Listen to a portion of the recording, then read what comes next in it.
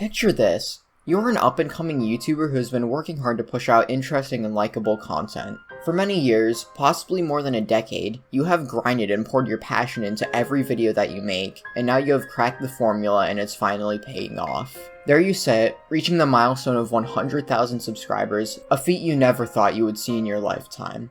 You go to submit your application to receive the silver play button, a reward that feels ever grateful, accomplishing, and inspiring. You check your email and see that YouTube staff has reviewed your application and denied. But why?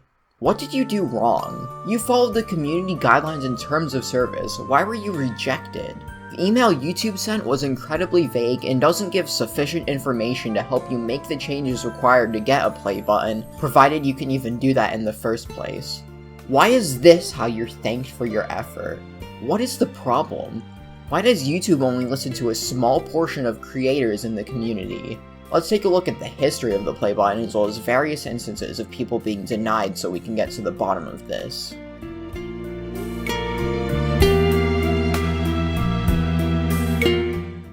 2012 is a completely different era of YouTube, with the standard of content and landscape being far more unique and random compared to the absolutely broken system in place today. Ray William Johnson, Nigahiga, and Smosh were the top 3 creators at the time, with Ray having a mere 5 million subscribers, a number dwarfed by the insane amount that PewDiePie has in today's era.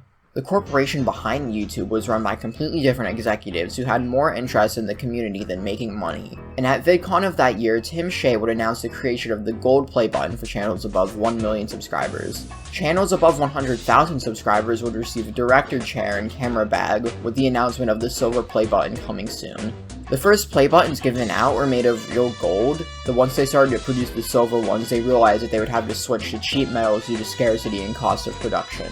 3 years later, the diamond play button would be announced and given to 35 channels, and PewDiePie would receive a custom reward in 2016 after hitting the staggering 50 million subscribers, a feat only achieved by 5 other people in the years since his video. For the first 5 years of its existence, the play button seemed to be universally given to anyone who hit the required milestone, but with demonetization and the Tower Dog leaks from 2017, the latter of which showed the first signs of corporate intentionally targeting creators, it set the precedent that bad things were to come. The first time that the YouTube community had heard of someone not being allowed to get their play button was on January 28, 2018, when a channel named MKP Studios detailed their experience. MKP Studios is a channel run by KC, where he and his friends create horror content. Keep this in mind. Though the content does seem clickbaity and possibly fake in some cases, the videos are at least somewhat decent when compared to channels like JStation. When MKP hit 100,000 subscribers, he was ecstatic and immediately applied to receive his reward, but he got denied. Being confused, he asked for YouTube to provide more information, where they told him that he wasn't allowed to have it due to him making horror content. Logistically, this was incredibly stupid, as many horror channels before and after MKP have been allowed to claim their rewards. What made MKP so different? It's unclear what specifically happened, especially when considering the fact that Keemstar publicly accused him of lying, but Keem showed no proof whatsoever within his video, despite saying that he supposedly had contacted a YouTube representative. The story was also overshadowed because the same day Linus Tech Tips decided instead that he would give a sex tip. This wasn't the only issue, as people had been sent play buttons which were broken, but also the fact that you could write anything you wanted to on it, even a racial slur or insults towards another YouTuber.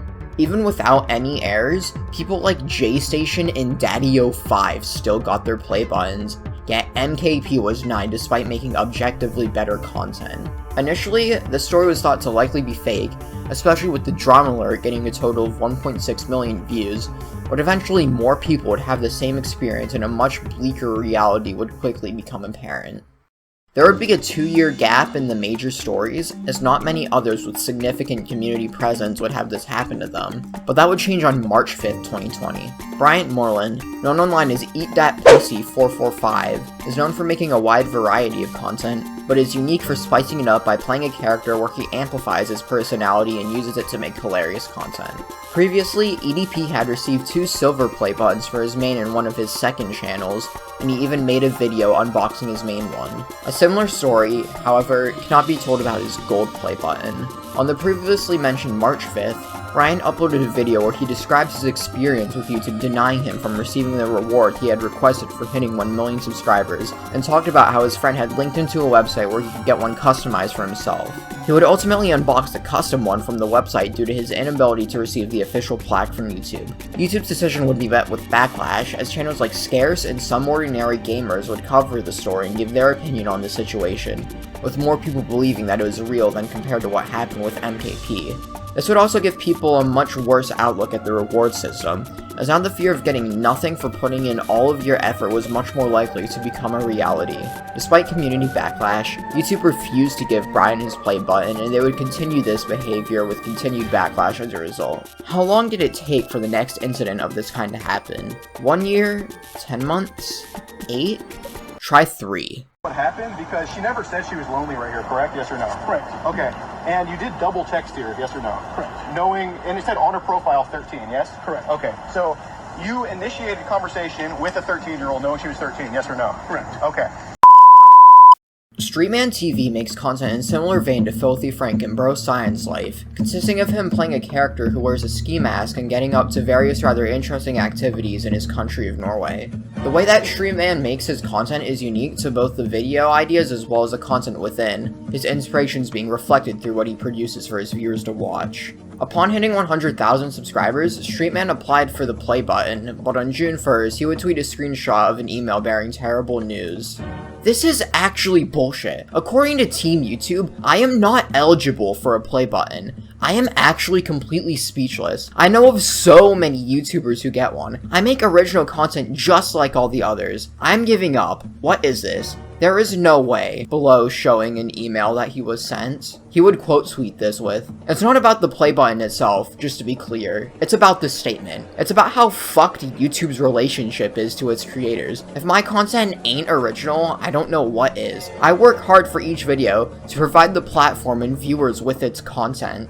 In the coming days, StreetMan would make a video where he talked seriously about the issue and went more into detail, going as far as to drop the character he plays and even reveal his face. In the video, posted on June 10th, he explains how his partner manager tried to get the decision to not send him a play button reversed, but ultimately failed due to people higher up making executive decisions, a similar situation to what happened when Monkey Jones was terminated back in 2018. StreetMan had been creating content for over 10 years and was so happy to finally have reached a huge milestone on YouTube, yet was cast down by the system and forced out of getting something to symbolize his achievements. Despite this, StreetMan continued to make quality content and in turn has only continued to gain subscribers, beating the system despite not being allowed to receive his reward. Unsurprisingly, YouTube would again deny a large creator, where we now move over to the most recent case. Tipster is a commentary YouTuber who has been creating content since November 2006, with his oldest public video being from September 4th, 2015. Tipster is a commentator who tends to give people the benefit of the doubt, being sure to consider every possible case and giving thorough coverage within a short amount of time. After 14 years of work and dedication, having been on the platform for an incredibly long time, he finally hit a goal he never thought he would reach: 100,000 subscribers. Looking at the pattern already established within this video, it is unsurprising yet disappointing to see that Tipster would also be denied his play button. On April 2nd, 2021, he tweeted, "As expected, Team YouTube has opted to not give me my silver play button. Ah well, it's kind of a bummer, but it is what it is. The support you all have given me means more than a silly plaque. Thank you all for the support. You all are legends." Below showing one of 2 screenshots that he provided. Tipster would update this with, "Side note, I did respond to Team YouTube asking why I don't qualify, since based on the criteria they provided I should qualify. I have no community guideline strikes, no copyright strikes, and my channel is active, but I'm guessing they won't be budging on their decision. RIP." Tipster would update this again, saying, "They responded, my channel is currently in good standing, no strikes of any kind, yet I'm still not eligible. Oh well, guess I'll apply again in 90 days. Attaching his second screenshot to go with it. Like with StreetMan, Tipster's representative also wanted him to receive a play button, but was still unable to get him one. Tipster was still very grateful for everyone who had supported him, stating within his initial tweet, "The support you all have given me means more to me than a silly plaque." Upon seeing this, various people from the commentary community would come together to help advocate for Tipster's reward. This would lead to A-Star throwing an VidCon party and getting fellow YouTubers to join in on a call to celebrate Tipster's accomplishment. The reason I highlighted Tipster's support in this way was to show that the commentary community gets branded as terrible people far more than they should. A lot of the people who you may think are assholes can actually be pretty nice and kind. Just because there are a few nefarious people within the community doesn't mean that others aren't willing to defend each other or advocate for doing what's right. It's nice to see something like this every time it happens, and I hope more people come to this realization about the community. Obviously, YouTube isn't obligated to give everyone a play button or reward, but to strip it away from people who worked hard and put in time and effort is not something that should be ignored. The fact that someone could put in so much time and effort, even taking over a decade, just to be told no is appalling. Let me be clear, this is about far more than what's now just a boring and generic plaque. This isn't just a minor mishap that can be brushed off and ignored. This is being told, because we personally don't like you, we refuse to acknowledge your achievement and will instead spit on you like asphalt. The way that YouTube treats other creators, even the one who is the most subscribed, is absolutely disgusting. As there is no way to reach actual support if you have some kind of issue, no matter the severity. The double standards that the platform has no shame in exercising is more than pathetic, as many golden creators who make millions of dollars can do something vile yet get off with little consequence and never truly be held accountable for their actions. On the other hand, any other creator who does something not even 1,000 times as bad as what these golden creators have done will likely get severely punished if not outright banned from the platform. Since 2017, the YouTube executives have only made worse and worse decisions, having no care whatsoever for the community that has grown on the site. The amount of terrible decisions made only continues to increase, ruining perfectly good features and introducing so-called fixes that only make it harder to use. Every time it looks like the company is about to take a step forward, they proceed to instead take multiple steps backwards. And no, it's not possible to make a new platform either, as YouTube runs a monopoly on video sharing that bans people who are racist or otherwise disgusting. The fact that so many people have to walk a fine yet unclear line to not get sent into the shadow realm really goes to show how the site has only been ruined more and more. The many struggles and hardships that most people face only demotivate newcomers from even trying to make something worth watching. The inability to get anywhere without cashing into overused genres and manipulating your metadata shows how annoying it is to just become someone at all.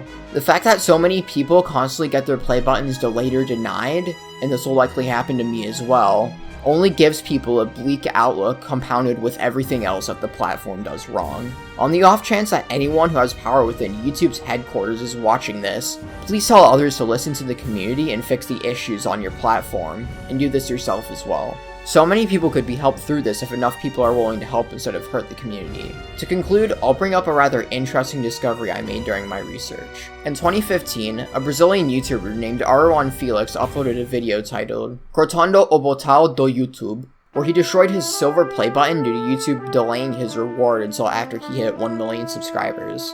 At the time, the video was received terribly, getting a total of 2.6 million dislikes. With YouTube having since proven that they don't care about their user base, I believe that if this video was uploaded in today's era, it would have been received much differently to how it was at the time. If YouTube truly does think that denying people of what they earned is the way forward, then maybe it's about time that we stand up and say something. If enough people are willing to fight for anything, then YouTube will do what's right and change everything.